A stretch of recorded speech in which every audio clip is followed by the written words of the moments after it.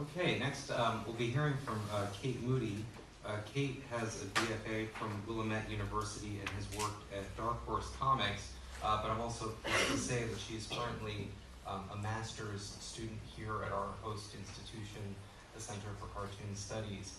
And Kate will be talking to us now about the rise of the zinester amidst the death of print, modern comics, new media, DIY culture, and the fetish object. Hello. Thank you for coming. I am likewise going to be reading from my paper, otherwise I will babble.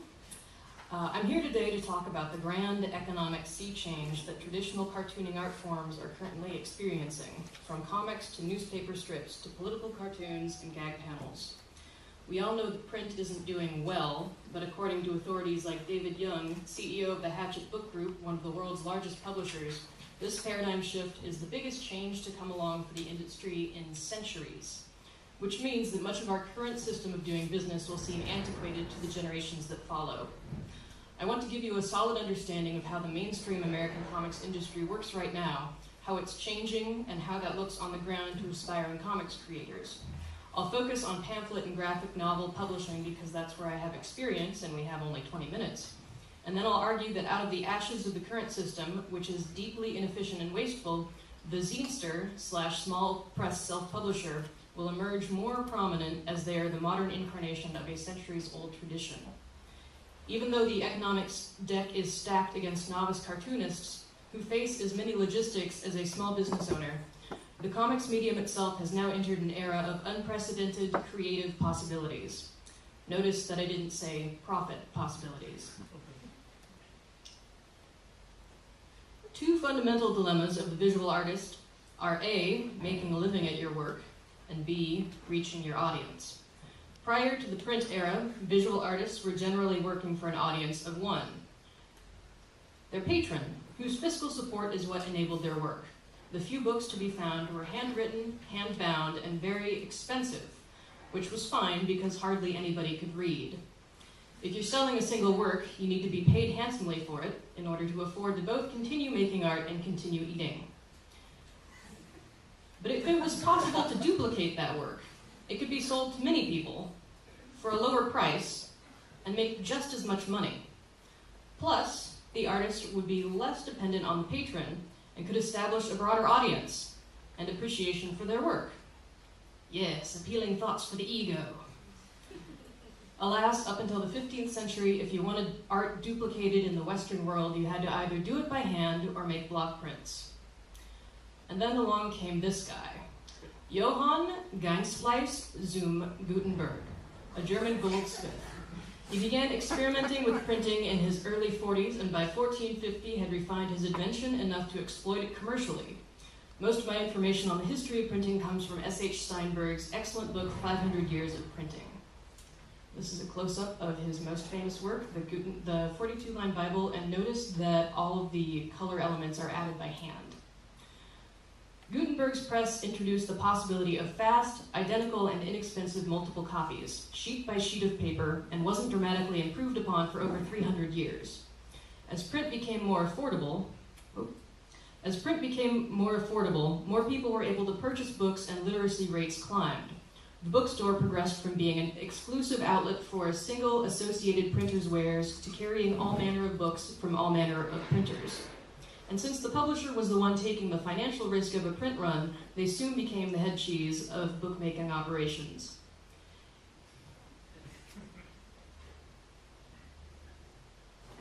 Okay, pardon me. Image reproduction lagged behind that of movable type. Woodcuts gave way to metal engravings like this one, and then etchings until lithography was invented. Photographic and early full-color technologies were developed in the 1800s.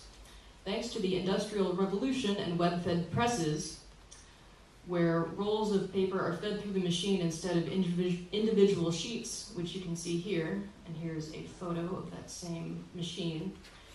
The image-making process was faster, cheaper, and much more accurate, and this enabled picture-heavy and color publications to emerge. Artists could at last have multiple high-quality prints made.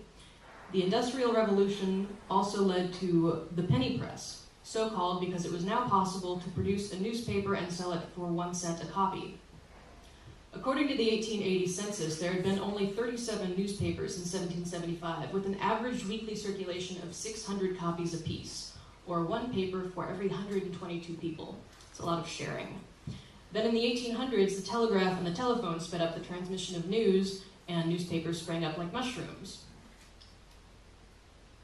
Magazines likewise flourished. In our present age of newspaper consolidation and atrophy, it is easy to forget that in the format's heyday, there could be over a dozen different daily newspapers competing in the same city.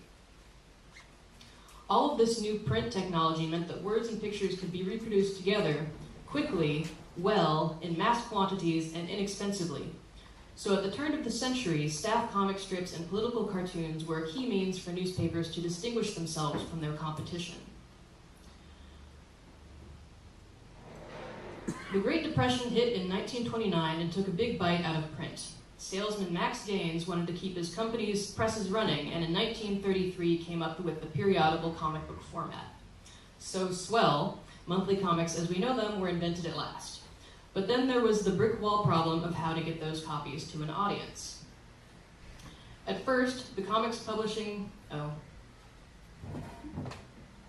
audience, slightly more diverse audience, and then how to get your stock to them and their money. At first, the comics publishing industry co-opted the newsstand distribution networks already established by the newspapers. Here are some shots of what that looked like to the public 60 to 70 years ago in the 40s and 50s. If we close up, you can see a copy of Crime Doesn't Pay. This new form of entertainment became a national fad through World War II, declined after the war, and resurged in the early 1950s until the Senate hearings on juvenile delinquency, when the Comics Code declawed the medium and sales steadily dropped. When it came to how people got their news and entertainment, there were suddenly more inexpensive options available than just print. Shrinking and unpredictable sales made the profit margin for monthly comics pamphlets start to disappear. The newsstand system is consignment-based, meaning that unsold copies are returned to the publisher for credit. So when an estimated 2 out of 3 of your books don't sell, that eats up all of your profits.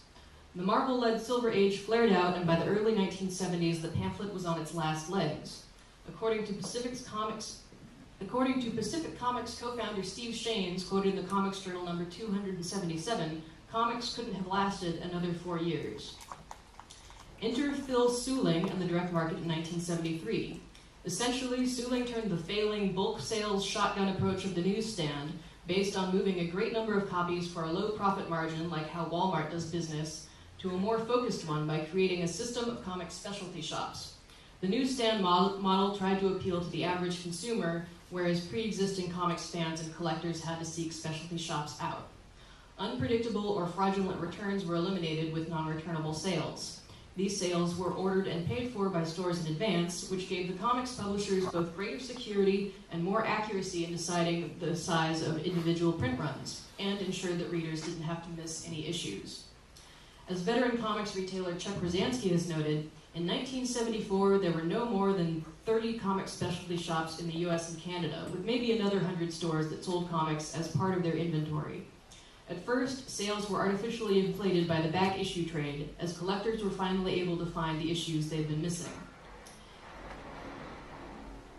Even beyond ever-increasing cover prices, or the insular content of decades-long superhero soap opera storylines, or the aspects of mainstream comics that tend to alienate female readers, the 1990s, for reasons much too Byzantine to sum up within 20 minutes, were, as Gary Groth put it, one long train wreck and a juggernaut of stupidity and vacuousness, which took a series of big bites out of the direct market. Thank you, Gary. Despite the manga craze of the early aughts, retailer and critic Brian Hibbs has estimated that there are fewer than 2,000 comic shops left standing today. That's a loss of 80%. I believe the direct market has been a middle stage in the evolution from the bulk shotgun approach to a small-run boutique model, which is the economic equivalent of a sniper rifle. The direct market distribution supply chain is much too long and inefficient for the digital age, as every link takes a percentage off the retail price so that each gatekeeper gets paid. I don't know what that is doing in the middle of the feed, but So the supply chain, to simplify it in your mind, just think of broccoli on its side. Every branch is one person extending your reach to all the bits at the end. So sort of like with physics, every single time that you move directions, you lose some of your energy, and in this case, you lose some of your profit because every single stage needs to take a slice so that they get paid. All right. So, home entertainment and video gaming emerged in the last half of the 20th century, as we all know, and then along came the internet, the ultimate infinite content engine. As Wired magazine's editor-in-chief Chris Anderson has argued, that type of competition drives prices down to nothing. Big media profit margins have flagged in the face of this, plus piracy, most famously in the music industry, and the bulk sales print approach has become much more bulk than sales. We all know how daily newspapers are struggling, and here's a shot of the newspaper printing plants that have closed in the last few years, which is kind of terrifying.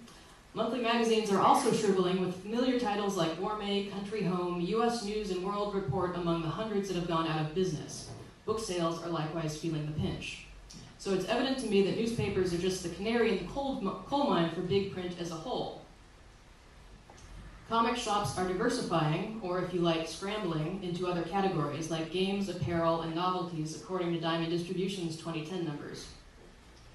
Back in 2005, no less than Paul Levitz, DC's former president and publisher, opined that we might be entering a third age of comic selling, newsstand being the first age, the direct market being the second, and, well, we'll just have to see what happens, won't we? Alongside the sales atrophy, there are two key things that one must understand in order to recognize the dynamics in play in today's domestic comics market. The first, the traditional comics pamphlet is rarely profitable. Believe it or not, the pamphlet more often acts as a marketing tool, and the publisher hopes an eventual collection will make the series pay out. While I don't have any comics insider information I can talk about, let's check out this gross graph from the UK Booksellers Association from 1998, where they were talking about how to improve their own supply chain inefficiencies. And 3% of the book titles sold made up half of the total sales, which is terrifying. Also notice that this was found on the internet, and it was supposed to be confidential. Thank you. All right. The second key thing is that because of these impossible odds, mainstream comics and alternative comics, or comics lit or art comics, have developed very different visions and money-making goals. As Douglas Wolk observed 4 years ago in his book, That Gulf is Widening. Idiosyncratic and experimental creator-owned work is on one side, and corporate-owned characters and intellectual property farming is on the other, which probably sounds familiar.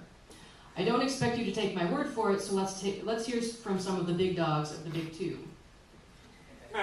This is more art versus commerce. All right. Big two. Movies, video games, and other IP licensing ventures are what actually make money. Marvel's senior VP of publishing, Tom Brevoort, recently referred to their relationship with the loyal Wednesday crowd as an open marriage. Appreciative, but not exclusive. Which sounds to me like somebody's probably getting screwed. But if you know the stories of Bill Finger and Jack Kirby and Dan DeCarlo and the creation of Image, this comes as no surprise.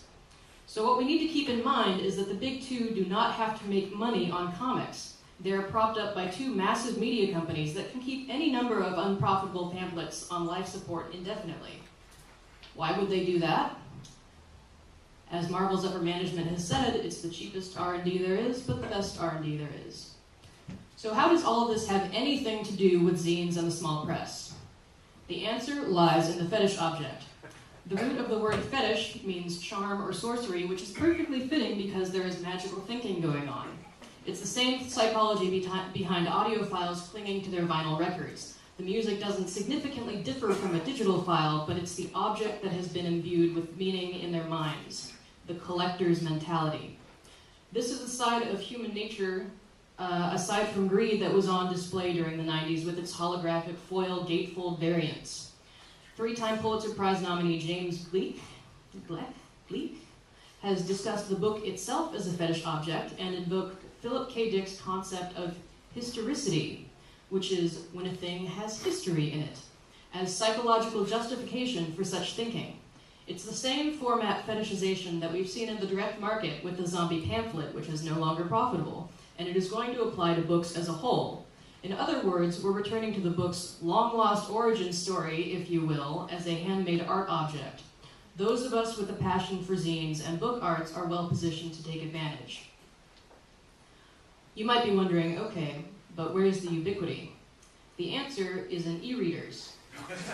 Just Wednesday, the tablet wars head up, with Amazon announcing a new Kindle and breaking the $100 barrier by a full $21 for an e-reader available right now.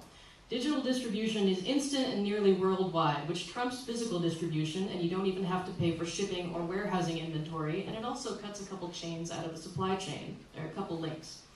The Industrial Revolution brought us throwaway copies of things when what we were really after was the content.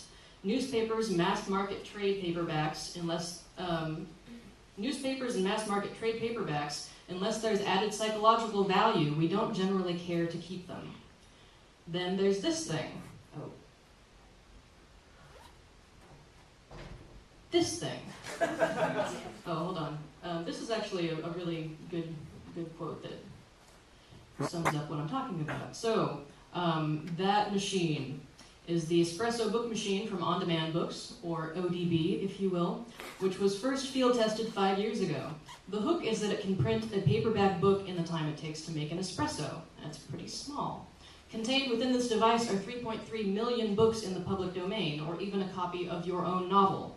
The machine at McNally Jackson Books in New York has more frequently been used for the latter, and Publishers Weekly has noted rapid growth in self-publishing. ODB has partnered their machine with Xerox, and Hewlett-Packard is developing a competitor. This is the democratization of publishing, even beyond the Xerox machine. The future of books could have more in common with fan fiction than many people would care to admit. The money question remains. Dave Sim has noted that comics are one of the most time-consuming entertainment mediums to create, and Douglas Wolk has observed that it's nearly impossible to make any money off of art comics for years. Let's see what the early days of book publishing could tell us. Well, according to S.H. Steinberg, before the mid-1700s, it was thought tacky to write for money instead of freely for reputation. Okay, so let's see what our odds are looking like with the average consumer. Well, they spend 20 minutes a day reading. Crap. So where's the good news, you might be wondering? Well, don't fret too much. Last April, the New Yorker relayed a running joke at a major publishing house that the second book published on Gutenberg's press was about the death of the publishing business. According to Publishers Weekly, graphic novels past periodicals is the most popular comics format back in 2006. And last year, creator-directed work ruled the graphic novel charts, making up half of the 50 top-selling books. The manga craze at the beginning of the century has whetted the appetite of the next generation for comics-form stories, and we need look no further than the wild proliferation of webcomics, now tallied at 18,800 separate titles, according to the webcomiclist.com, to see that the art form is thriving. We are at a comic book grad school and academic conference, for Christ's sakes. CCS's own Steve Bissette has observed that the blossoming interest in the study of comics is like the advent of film criticism last century. Douglas Wolk believes that American comics are coming into a real golden age. And just yesterday, CCS fellow emeritus David Liebens observed that the scene at SPX is just like that of Europe. Artists' collectives filling the small press art book demand for handmade crafts that the big two do not and cannot serve. Growing nationwide interest in the study of comics and their widespread acceptance in libraries has upped the art form's social proof. So comics' death spiral, as Rolling Stone has put it, is hyperbole. It's just the pamphlet and the direct market that are in trouble. Mark Wade has quoted Devin Grayson on this back in 2000, who said, "For the medium to survive, the industry will have to collapse." For the final word on both circumventing the gatekeepers of the traditional print supply chain and fetish object self-publishing, let's turn to none other than J.K. Rowling. She's launched the website Pottermore, which digitally holds all of the books in her series, going direct to her audience. And her most recent Potter-related book, The Tales of Beetle the Bard, was originally a limited, handmade run of 7 art books that she illustrated and filled with text by hand. The single copy made available for public auction went to Amazon for nearly $4 million. So all of this might sound pretty damn depressing, and for that I apologize. It's worth noting that Gutenberg might have revolutionized the Western world, but he was a pretty crap businessman. His famous press was repossessed by his financier.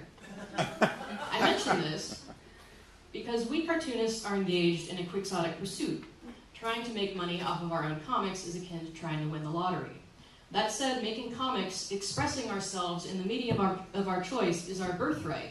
The history of humankind is a series of stories. For whatever reason, we are addicted to them and cannot escape them, even when we're asleep. We are driven to make images and communicate this way for our own benefit and in hopes of connecting with readers. That drive does not entitle us to make a living off of it. As Robert Graves famously observed, and Alec Longstreth has reminded us CCSers, there's no money in poetry, but then there's no poetry in money either. Thank you.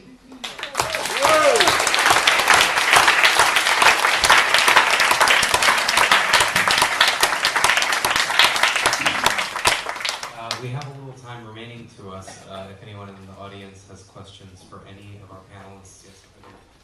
Steve had his hand up. Are we out of time? No, we have time. Oh, okay. I have a question for each, if I may. I'll ask the easy one. Jennifer.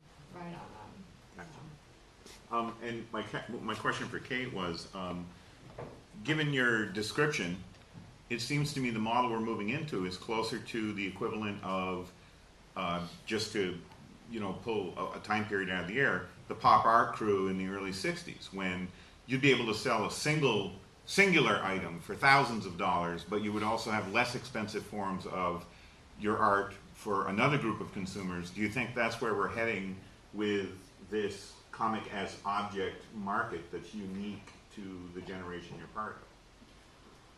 Well, I think so. For the savvy self-publisher or small press publisher, there will be different tiered systems for the kind of participation and author connection that someone is interested in or can afford to have. So, and doesn't that then provide the vehicle for making a living? I mean, J.K. Rowling's umpteen $1 million hand-done zine, to me, is a prototype for the kind of thing where you could produce something that, for your hardcore fans, you'd have the $50 or $100 version that you hand-done the cover or whatever, and then you've got the less precious chapbook version that's more affordable for the fans that can afford that kind of investment. Does that then become the model for making a living?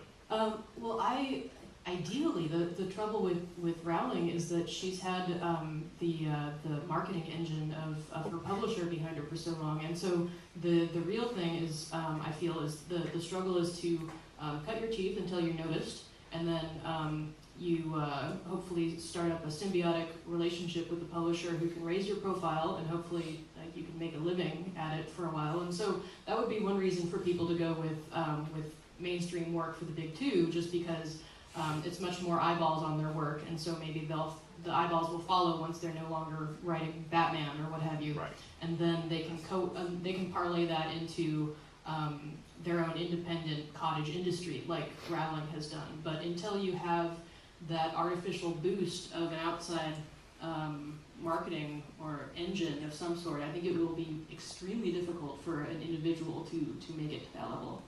And finally for Peter, I'm sorry, if I may. No, I can't afford to buy like much original art, but I do feel the pull of it, and I've occasionally kind of succumbed to that pull, right? The desire for the unitary thing, the one object, the aura of it, and maybe the little sweat stains of the artist right there on the page. That has a pull, and in fact, it's because everything else anyone can get, especially even the pull of old comics aren't as strong for me because you can get digital copies from goldenageofcomics.com. There's like an added mystique that certain objects have that is sort of this added value from just the surface. And so if you have a fondness for a certain issue that you grew up with, then you might pay hundreds of dollars for that same tattered issue later on down the line. Whereas your next door neighbor might not, might say, oh, that's the worst issue I've ever read. I remember that thing, and just it won't have that same emotional connection to it. But It's just what's so specific about an object that connects with you is what determines its value. Well, Corey's tear-stained Love and Rockets issues are, I'll just add that, I mean, the way John Talbot and I afforded doing Swamp Thing, because the page rates were so low, were the sales of original art. So it was a variation on the kind of model that I think you're moving, or that your talk suggested we've moved toward. And my last comment, if I may, for Peter.